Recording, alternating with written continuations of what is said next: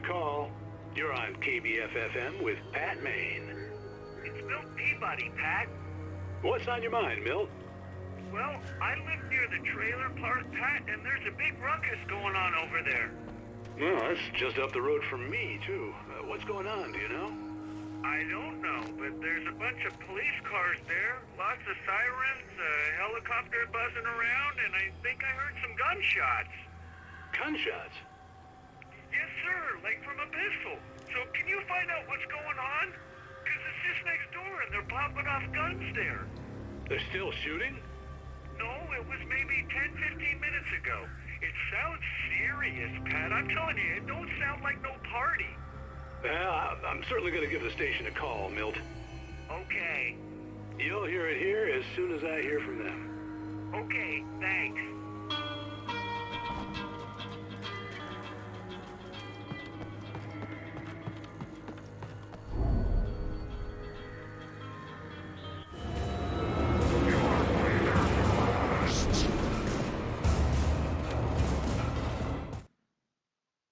Touched by the dark presence, Rose was lost in a dreamland where everything was drawn in black and gray crayons. The old lady had promised her that all her wishes would come true. She would be Alan Wake's muse. She was smiling so hard it hurt her face. She crushed a bottle full of sleeping pills into the coffee. Deep down inside, she was screaming in terror.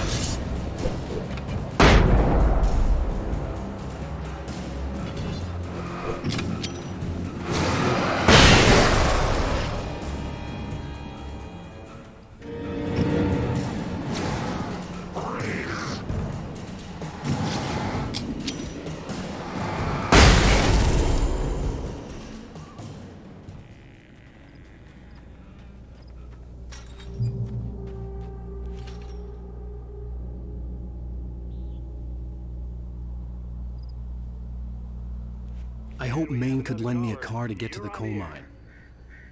It's Lorna Miles. Oh, why, hello, Lorna. What do you have for us? Well, I just don't supplies cost about it with the Tribo Gamer.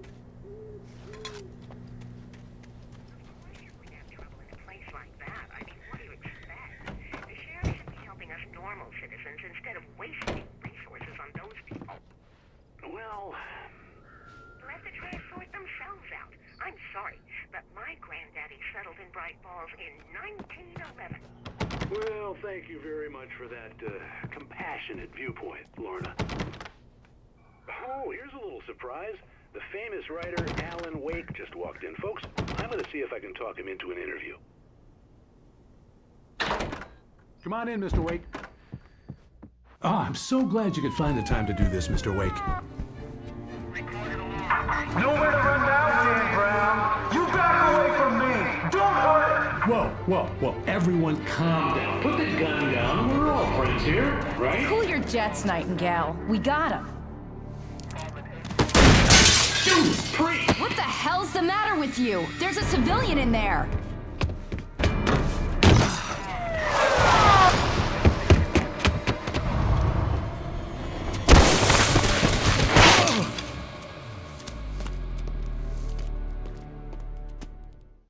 I'll get you yet, even if it kills me, you hear me? You hear me, H.P. Lovecraft? Fallen off so many cliffs it was ridiculous. That's what you get for naming a book The Sudden Stop. It was probably good I hadn't had the chance to tell Maine where I was going. I'd have to lose the cops and find my own way to the mine.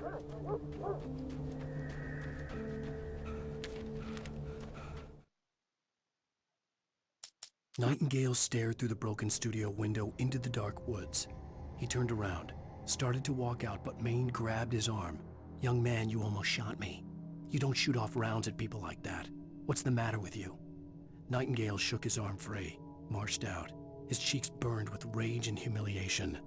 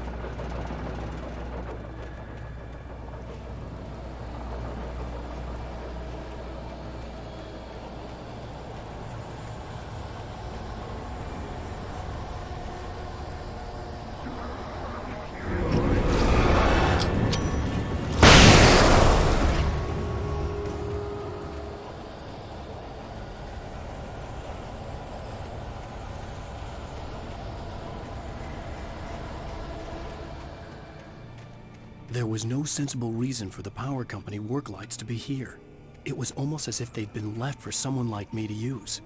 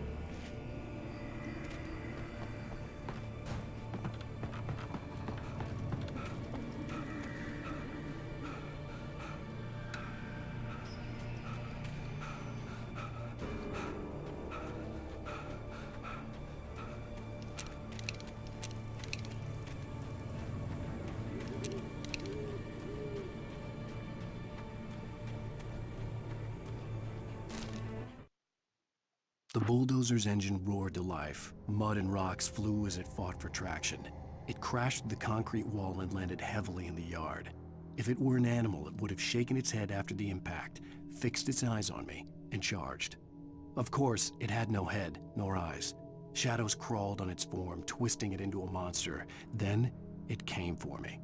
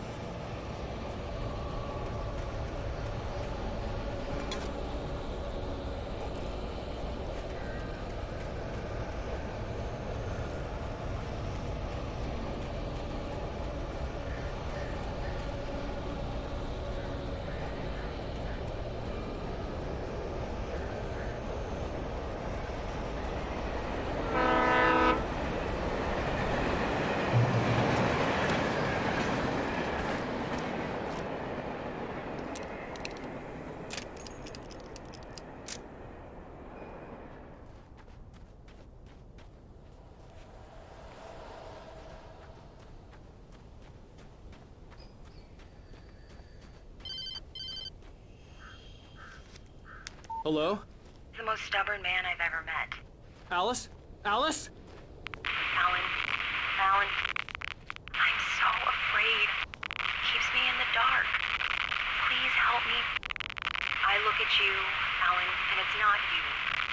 Something else. Looking out from behind your eyes. Alice, I'm here. I'm so alone here. It's all gonna go to hell. You need to be careful. Cooperate. The connection had been terrible, but that wasn't the only thing that hadn't been right with the call. She sounded wrong somehow, but she had called me.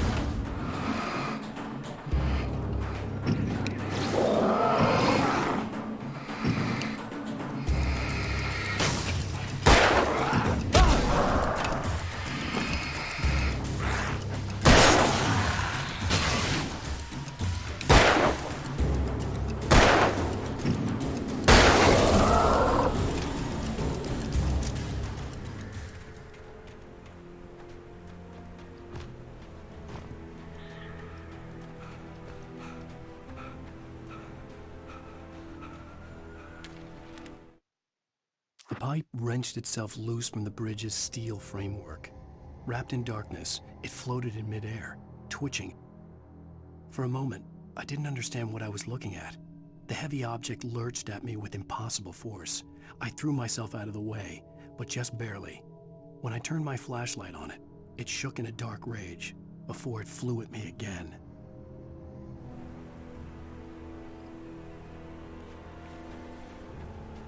I could see a railway bridge up ahead and a warehouse of some sort on the opposite shore. I hoped I could find a car from there.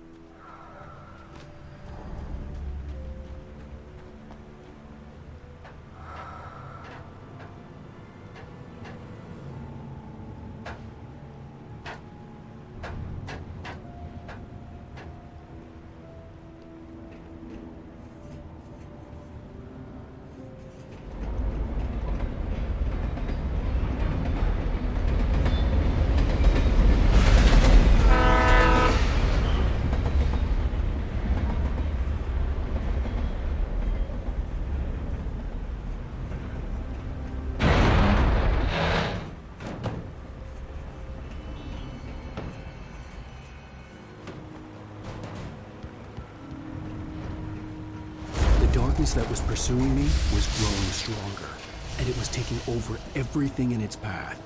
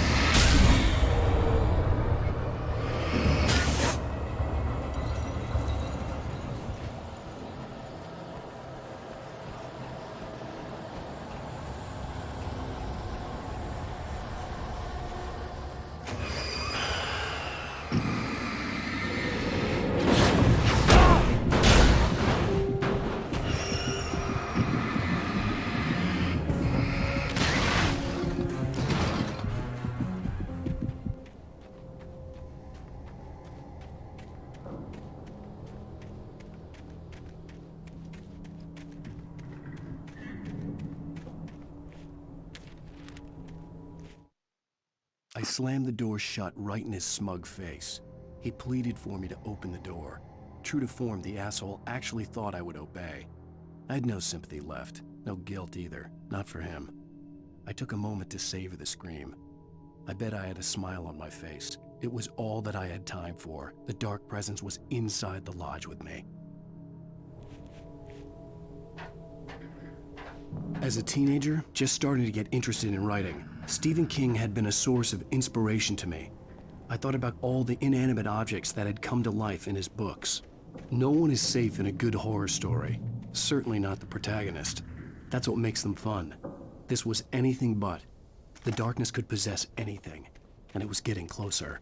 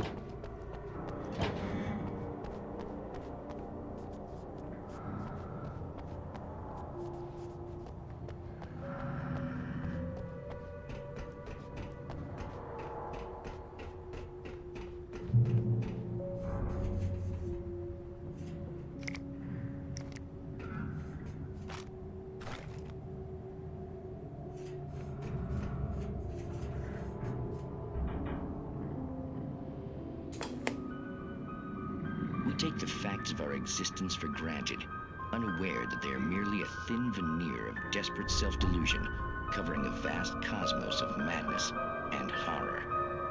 All too often, the stars are right. In Night Springs. Tonight's episode, a family occasion. Journalist Alvin Derleth's trip to study the local customs of an insular community in Night Springs has been less than successful. Until tonight. Well, I'm glad you changed your minds about this. Ancient customs, local mythology. My editor loves this kind of stuff. Well, Mr. Derleth, we don't want to feel like we're on exhibition. But you have demonstrated the seriousness of your intent. Oh, I am serious. Really, just do your thing. I'll stay out of your way and observe. Actually, I thought you could assist us. I'm afraid we are a man short. It would provide you with an intimate perspective. Could I really? Of course, Mr. Derleth. Well, I guess that's the least What would I have to do? Oh, here. Let me show you with a kiss.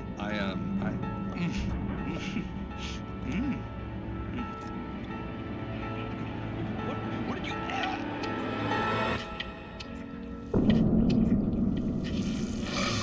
Oh, Mr. Derleth, you have well pleased Nixie Perka, the dweller in flesh. Your body shall host his 1,000 young, and all shall be glory.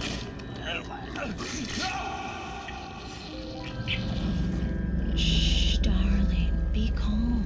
Shh.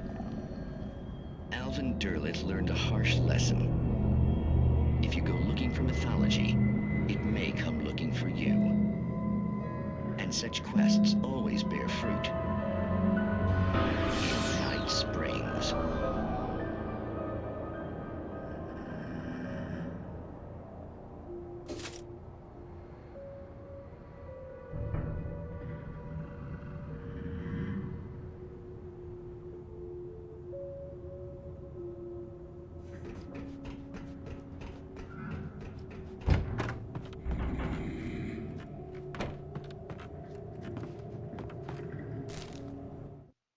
The darkness surged towards me, sucking everything loose from the ground into its depths, tugging at my clothes.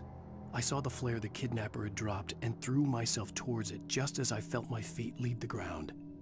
The darkness embraced me with the force of a tornado. Somehow I managed to light the flare. The darkness roared and cast me away. I fell toward the dark waters of the lake far below.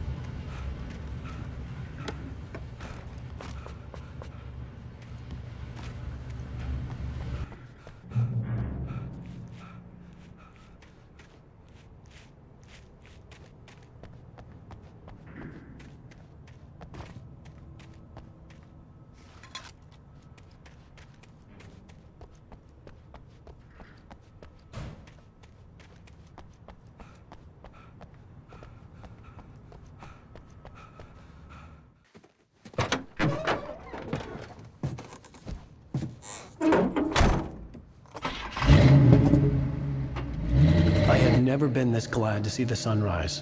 I had a couple of hours to get to the coal mine.